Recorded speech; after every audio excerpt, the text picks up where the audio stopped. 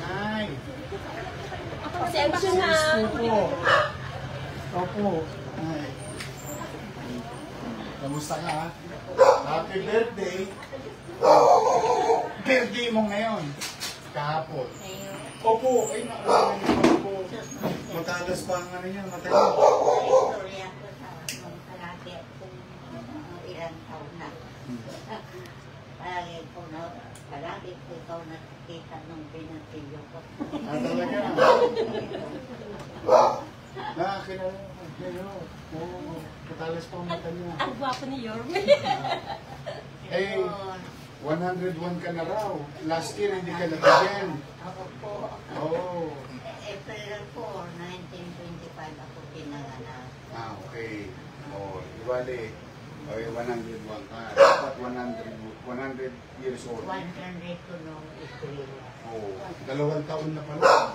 Pasensya ka na. Hindi naman nakamili.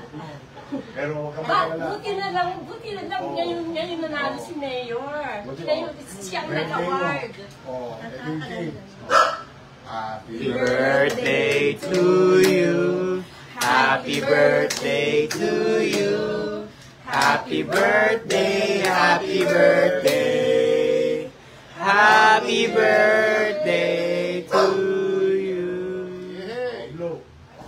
Wish ka muna. Parang iiyak ako. Ako ka na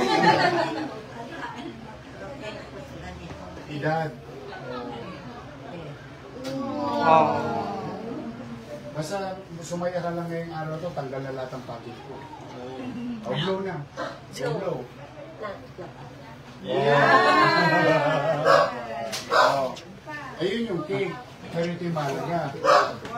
Eh, kayo ba? May boyfriend? May boyfriend pa kayo? Wala na. Ito yung ano mo. Sa 100,000. Bigay sa iyo ng City of Manila. 102, dapat 2 years ago, nabigyan na siya. Yes po. Matagal yung classes eh. Ha? Matagal eh.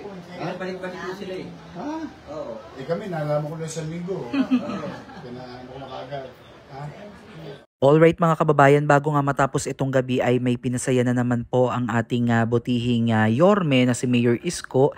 Ito nga po yung personal niya pong pagbisita at pag-abot po ng Certificate of Recognition at may kasama na po tong cake at syempre ito pong 100,000 pesos para po dito kay Lola na nag-celebrate po ng kanyang kaarawan at ito nga po ay overdue na no dahil 102nd birthday na po ata ito ni Lola no at hindi niya po nakuha nung nakaraang taon. Actually overdue na nga, sabi nga po ni Mayor Isko ay nung nalaman niya nga daw po ito kamakailan ay agad niya po itong pinaproseso no. At narinig natin dito sa kanyang pagbisita, itong si chairman nga po atang nagsalita dito na nakailang pabalik-balik daw po ito sa Manila City Hall noon para iproseso po itong kanyang makukuha pong cash gift mula sa pamahalaang lungsod ng Maynila. Kaya lamang po ay pabalik-balik daw po sila. At para naman po sa kaalaman ng iba po sa atin, ito pong pagbibigay po ng 100,000 na cash gift ay nasa batas po ito. No? Ito po yung tinatawag nating Republic Act number 10868 o mas kilala bilang Centenarians Act of 2016. So ayon po dito sa batas, ang bawat Pilipino pong umabot ng edad 100 years old, maparesidente man yan sa Pilipinas o kahit nasa ibang bansa, ay entitled po sa 100,000 cash gift. At take note, ito po ay tax-free no. So ang pondo po na ito ay galing po sa DSWD at kasama po talaga to at nakalaan sa pambansang budget. At kagaya nga po niyan, bukod pa dito mga kababayan, no, ito pong binigay ni Mayor Isko, ito po ay galing po sa City of Manila. So imagine kung may 100,000 po sa national government, meron din pong matatanggap dito po sa local government o tumataginting po yan na 200,000 pesos. Grabe 'di ba? So napakalaking tulong po niyan para po sa ating mga senior citizen na lalo na sila po ay madalas may mga maintenance na po talaga yan.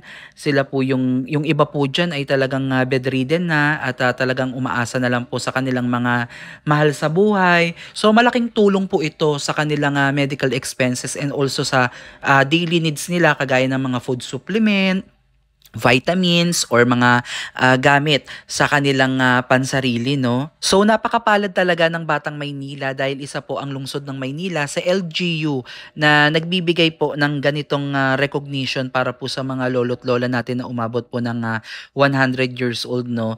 At ito nga po yung personal na pagbisita po ni Mayor Isko sa isa nating lola dito sa lungsod ng Maynila. Hatid-hatid niya po talaga itong certificate of recognition at may birthday cake pa nga, no, at kinantahan pa nila yan. At ang malaking take away dito ni mother, itong ating lola, is yung personal niya pong nakausap si Mayor Isko at nakapagpakuha po sila ng larawan at nagkaroon sila ng pagkakataon kahit konting minuto lang na sila po ay makapag-usap, no. So nakakamangha itong si Mayor Isko, iba talaga yung charisma niya, no, sa ating mga senior citizen. Talagang mahal na mahal siya at talagang makikita mo, no, sa pagkapit pa lang ng mga kamay ni nanay, ni lola, yung paghalik niya, pagyakap niya kay Mayor Isko ay talagang ramdam mo yung talagang sinseridad na pinapakita po ni Mayor Isko. Imagine na anong oras na din po ito at tapos na po talaga yung trabaho dapat ni Mayor Isko.